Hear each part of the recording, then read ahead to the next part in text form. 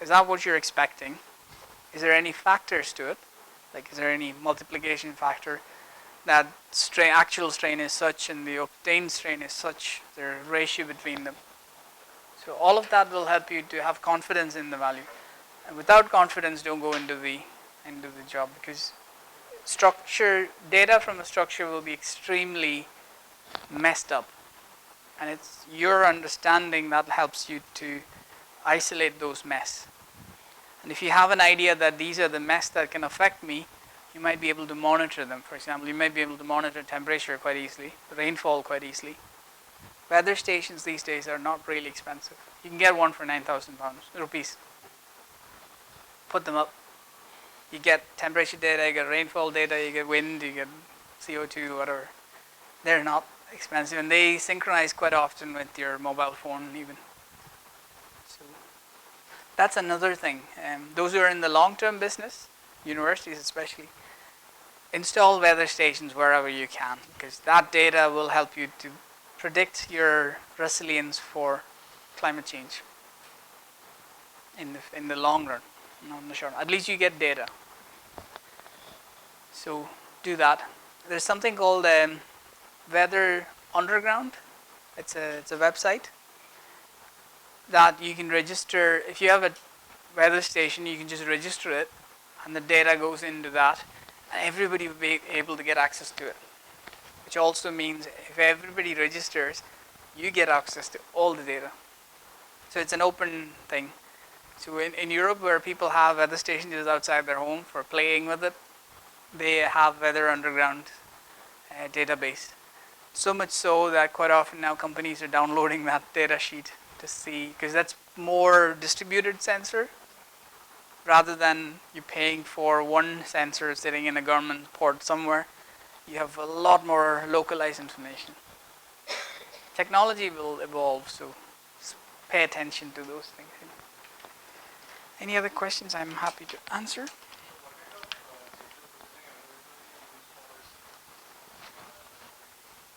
This one, it's that equation that you saw.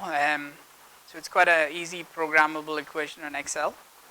I tend to use everything in Excel because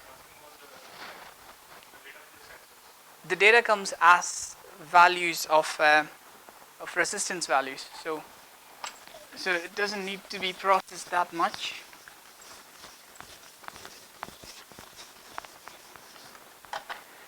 So the data comes as a package of that. This is as simple as what the data comes. So that's your RT value. And your R naught value could be, let's say, 16,000. Okay. So the ratio is quite simple then. So what you get in this sensor, what you get is the resistance data. So it's easy to convert.